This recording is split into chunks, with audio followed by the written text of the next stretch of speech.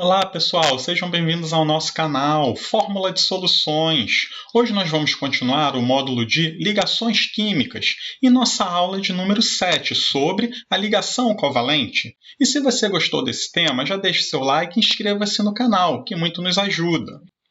Vamos então começar vendo algumas características da ligação covalente. Ela ocorre entre átomos que têm a tendência de ganhar elétrons. E da onde vem essa tendência de ganhar elétrons?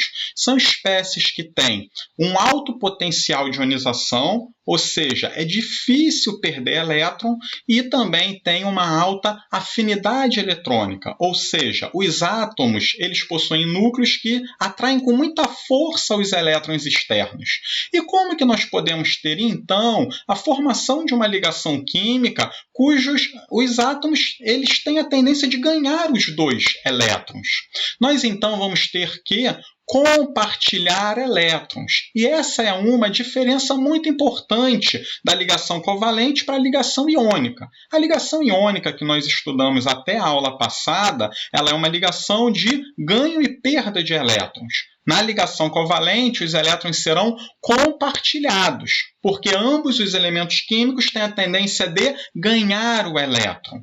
Aqui nós temos uns exemplos, aqui a molécula de Cl2, o cloro ligado a outro átomo de cloro. Aliás, os elementos químicos que formam as ligações covalentes, eles são ligações entre ametais, e aqui a gente pode colocar o grupo 17, grupo 16 da tabela periódica, grupo 15, nós vamos falar um pouco mais adiante, e também o átomo de hidrogênio formando ligações químicas com ametais. Então, esse traço que nós aqui colocamos entre dois átomos, ele representa dois elétrons que estão sendo compartilhados. Então, se os elétrons são compartilhados, ambos os elementos estão ganhando esses elétrons. E como que nós vamos saber com confiança se a ligação química ela é covalente ou não? Geralmente, pessoal, na ligação covalente, um átomo não tem tanta força para atrair o elétron do que o outro. E a sua diferença de eletronegatividade ela é menor que 1,7. Aqui nos exemplos, quando nós temos dois átomos de cloro, a diferença de eletronegatividade vai ser zero. Aqui nós chamamos a ligação covalente apolar. Apolar é sem polos, porque aqui não vai ter um elemento químico que puxa mais o elétron do que o outro. Já no caso do HCl, do ácido clorídrico, se nós fizermos a diferença de eletronegatividade, ou seja, pegar a eletronegatividade do cloro, 3, menos a do hidrogênio, 2,1, vamos ter como resultado 0,9, que é um valor inferior a 1,7. Ou seja, uma pequena diferença de eletronegatividade, esses elétrons eles ainda ficam compartilhados entre o hidrogênio e o cloro.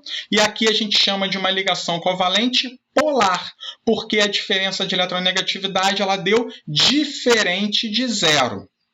Aqui é como se o cloro ele é um pouco mais forte que o hidrogênio para puxar o elétron. Logo, ele vai ter uma carga negativa, um polo negativo aqui sobre ele. Enquanto o hidrogênio, como ele é um pouco mais fraco para puxar o elétron, é como se tivesse um polo positivo sobre o átomo de hidrogênio, o que faz uma ligação covalente polar.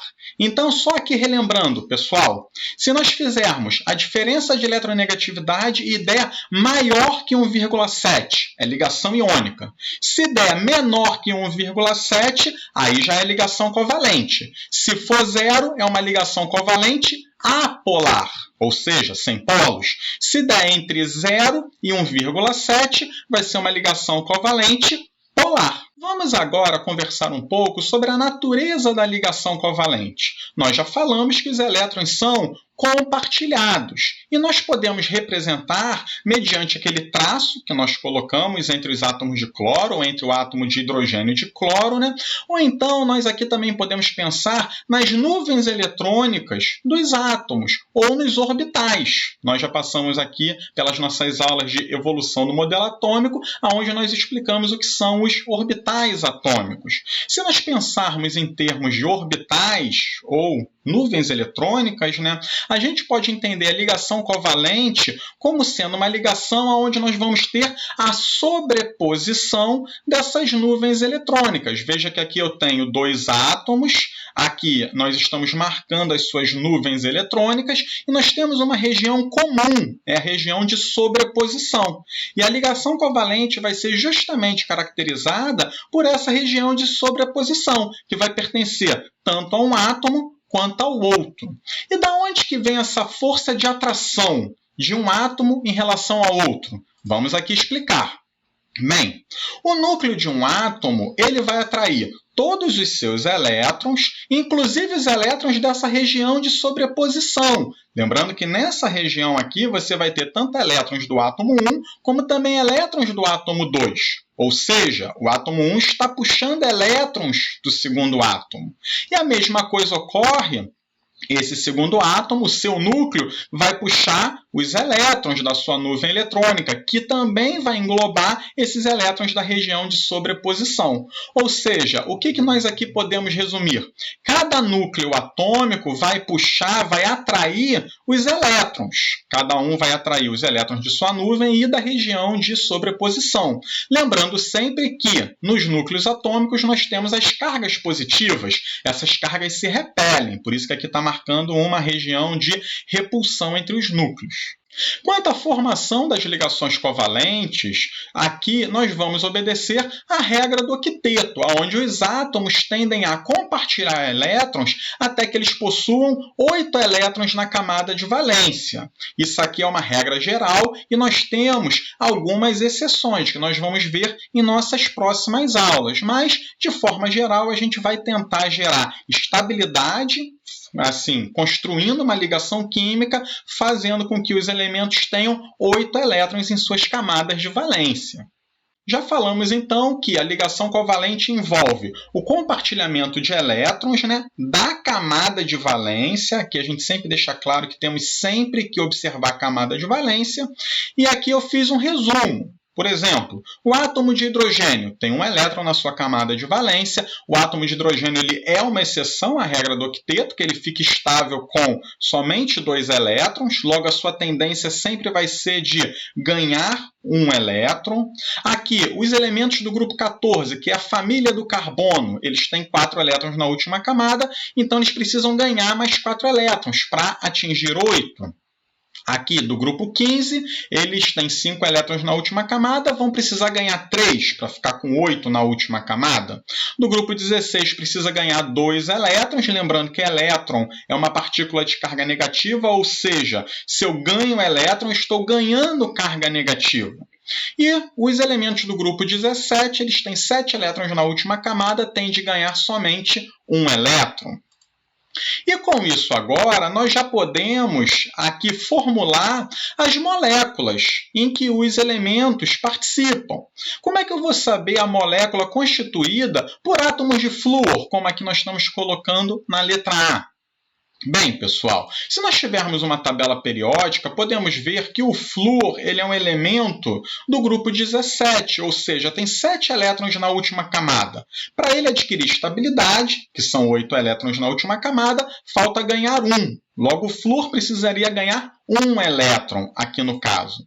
Mas isso se eu tenho acesso a uma tabela periódica, se eu vejo que o flúor é do grupo 17. Se eu não souber qual é o grupo de um elemento químico, o que nós temos que fazer? Sempre a sua distribuição eletrônica. O flúor, então, ele tem número atômico 9, vai ter 9 prótons e 9 elétrons, né? E a sua distribuição eletrônica fica 1s2, 2s2, 2p5. Lembrando que a ligação química sempre se forma com os elétrons da camada de valência. A camada de valência é a camada mais externa. Aqui, no caso, é a camada 2.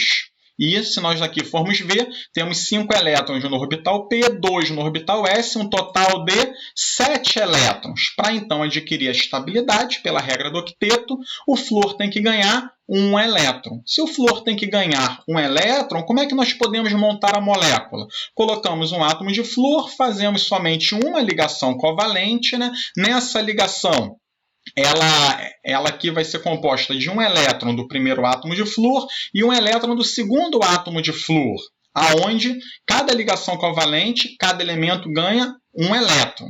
E então, nós podemos montar a molécula de flúor 2, F2 aqui no caso. Vamos agora à letra B. Como é que eu posso montar a molécula formada por átomos de nitrogênio aqui no caso? Bem, fazendo a distribuição eletrônica, nitrogênio tem número atômico 7, na sua última camada vai ter 5 elétrons. Veja aqui, 3 no orbital P, 2 no orbital S, 5 elétrons na última camada, sua tendência é a de ganhar 3 elétrons. Então, se eu tiver 2 átomos de nitrogênio, podemos ter uma ligação tripla entre eles. As ligações covalentes elas permitem ter ligações simples, duplas ou triplas. Aqui, como cada átomo de nitrogênio tem que ganhar 3 elétrons, colocamos uma ligação tripla. Lembrando que cada traço desse equivale a 2 elétrons, né? E os elétrons aqui estão sendo compartilhados. Tá? E aqui a molécula, então, ela é o N2. Agora, na letra C, pessoal, qual é a molécula formada pelo átomo de hidrogênio e o átomo de enxofre? Vamos fazer as suas distribuições eletrônicas. Hidrogênio, 1s1. O enxofre, então, ele termina a sua distribuição eletrônica com 3s2, 3p4, ou seja, tem 6 elétrons na camada de valência. Para atingir 8, tem que ganhar 2. Enquanto que o hidrogênio, ele é aquela exceção, só precisa ganhar um elétron. E como que agora podemos montar a molécula entre o enxofre, que precisa ganhar 2 elétrons, e o hidrogênio, que tem que ganhar 1? A única maneira de nós montarmos a molécula é colocando 2 átomos de hidrogênio. Cada átomo de hidrogênio vai ganhar o seu elétron, né? Veja só que só participa de uma ligação química, enquanto que o enxofre, que precisa ganhar 2, aquele forma 2 ligações químicas. E a fórmula do composto, então, fica H2S.